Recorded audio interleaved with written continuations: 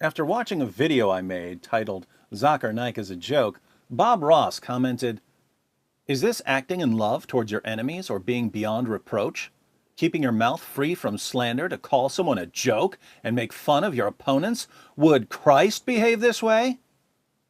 I replied, "No, the man who called the Pharisees fools, hypocrites, and whitewashed tombs full of dead men's bones would never call people names. LOL. Do I detect a hint of sarcasm in my voice? Steve Muscle adds, "David, surely this is not a good attitude, my friend.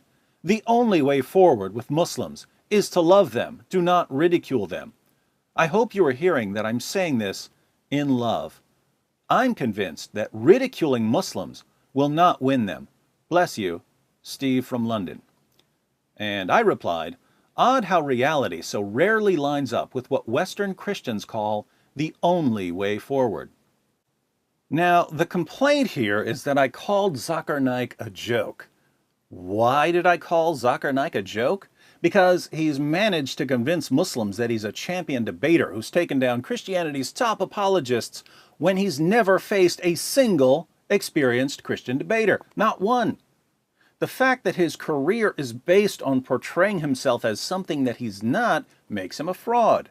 So why wouldn't I tell Muslims that he's deceived them and that in reality he's a complete joke? According to Bob Ross, I shouldn't tell them he's a joke because Jesus would never say something like that. As my comment suggests, I have no clue what Jesus Bob Ross is reading about. There were hypocritical religious leaders like Naik in the time of Jesus, and Jesus told them exactly what they were. So appealing to Jesus won't work here. What else is there? Well, according to Steve Muscle, the only way forward with Muslims is to love them and not to ridicule them. And again, he's referring to me telling Muslims that Zakir Naik is a joke. Notice that ridiculing Zakir Naik is the opposite of loving Muslims, according to Steve. I disagree completely. I regard ridicule in the appropriate circumstances as an incredibly loving act. When Jesus ridiculed the Pharisees, was he being unloving? According to Steve Muscle, he was, but I think Jesus was telling the Pharisees exactly what they needed to hear. Sadly, many Western Christians just won't listen to reason, so all I can do is testify. Or, even better, let a bunch of former Muslims testify. Name omitted because the penalty for leaving Islam is death writes, "Hi, David. I'm name omitted because the penalty for leaving Islam is death. I live in Turkey, also raised, and through grace I am a newborn Christian. You have shaken Islam, proving it wrong, proving that Jesus is the way.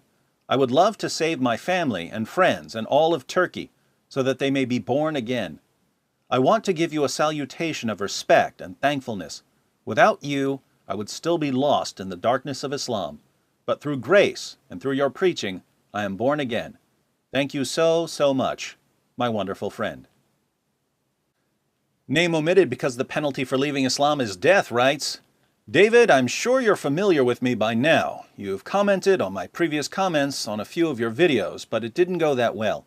As a Muslim from birth, I found your channel through a friend of mine who happened to be an atheist. I constantly refuted your videos, saying, Muhammad never did this, Islam is not like this and that. But I couldn't refute you with any rational approaches. After watching a few of your videos, my faith in Islam weakened, and by God, this weakening truly broke the chains of Islam that surrounded me, and I proclaimed with my tongue, this religion is nothing more than a religion that was inspired by Satan himself. So, proudly and joyfully, I left Islam about 4 to 5 days ago. I'm currently in the process of telling my parents, or telling my siblings, or my Muslim friends, but I fear the worst. The penalty is death, but here in the West, it's most likely a brutal beating. Nonetheless, I've been actively visiting a Presbyterian church, and they've been a great help to me. I expect myself to be baptized very soon. The love of Christ was with me from birth, but I was brainwashed to reject his love. My brother, thank you for the great amount of knowledge you send to people about the true fruit of Islam. I'm a supporter of what you do, and I plan to speak out against Islam, such as yourself, soon. I cannot express more gratitude and joy, but thank you, David, sincerely." Name omitted because the penalty for leaving Islam is death writes, I now know that Muhammad was a false prophet. David Wood has opened my eyes to the truth about Islam. Name omitted because the penalty for leaving Islam is death writes, Hello David, I'm an ex-Muslim and I accepted Jesus last week. I saw your videos a few months ago and they showed me the truth. Name omitted because the penalty for leaving Islam is death writes, David, your videos have helped many Muslims to know about Christ, including me. Many former Muslims are grateful for you. Name omitted because the penalty for leaving Islam is death writes, Well, thank you for playing a major part in my decision to leave Islam, but now what? Every day is like hell for me here, being secretly an ex-Muslim. I live in Saudi, the most extreme Islamist country in the world, where I can literally get executed for writing this comment. I can't get out of here. I legit feel my life has taken a turn to the worst. It's been really tough to pretend and to live my life wearing a mask every day. I'm feeling depressed. I wasted most of my life trying to be a good Muslim, and after I discovered the truth, I feel I'm imprisoned here. What do I do? I don't want to commit suicide, however appealing that idea sounds to me right now. I haven't been reading my responses in this video, but this is an important one. I say, Hi brother, things may be rough now, but we're the first generation of non-Muslims who can successfully deal with Islam as an ideology on a large scale. Until very recently, non-Muslims didn't have access to Islam's most trusted sources to use them against Islam, and Muslim leaders could keep Muslims insulated from criticisms against Islam. But all of the major Islamic sources have now been translated, and we can reach anyone with internet access. Since Islam simply cannot withstand criticism, Islam is going to crumble. You get to sit back and watch. As for what you should do now, here's the gospel. Name omitted because the penalty for leaving Islam is death writes, Thank you, David. You reached me through YouTube. We were lied to at Muslim schools and misled. I am very grateful to you.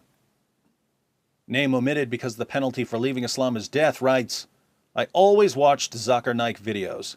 I thought whatever he said was truth. Now I research on what he says. You have opened my eyes, David. I left Islam too. I am free. I am Indian, so I can do anything I like. You are doing a good job.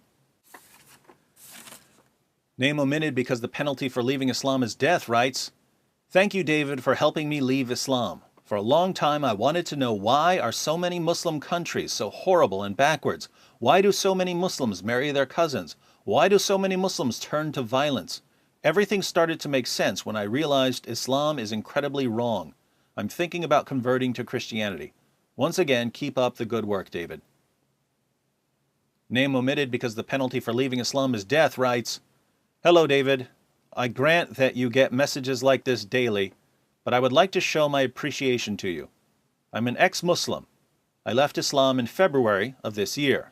This comment was from last year, so this would have been February of 2016. I'm an apostate. I left Islam after being unable to defend the Quran, and especially Muhammad, from the backwards, evil actions of the Quran and Muhammad himself. I found it revolting and disgusting that Muhammad pleasured himself to a 6-year-old girl, and I questioned why I follow such a man. Even so, before I left, I would stay up very late, refuting the Quranic evidence that very openly says that men are allowed to rape married females, kill idolaters, etc. This is when my faith started to slip, though it was not gone yet. But then I came across your video where you show us 10 Quran verses that justifies the actions of ISIL. Curiosity struck, and I went on to more videos, the newer and recent uploads, and I could not help but agree with you. Islam is a sadistic cult that belongs in the 1st century. If apostasy was not met by death, the followers of Islam would be much smaller than 1 billion. From an outside perspective, Islam may seem to grow fast, but on the inside, many people want to leave. I know 7 Muslim women that want to leave Islam and live a free life. However, they will get humiliated by their family and friends. I feel privileged that I'm a male. It's much easier for a male to leave compared to a female. Nonetheless, I left, and in July I became a Christian through baptism. My faith now resides in the Lord Jesus. I want you to know that you have my deepest appreciation, and I genuinely respect you as an individual. I say to you, thank you for opening my eyes and the eyes of many. I was blind, but you took off the blindfold. Cheers, David. So, we've got former Muslims telling us one thing about how to reach Muslims, and Western Christians telling us something completely different. Whom should we listen to? I don't know about you, but I'm going with the former Muslims. And if you don't like it, Bob Ross and Steve Mussel, get over yourselves and get off the tracks, because there's a train coming through.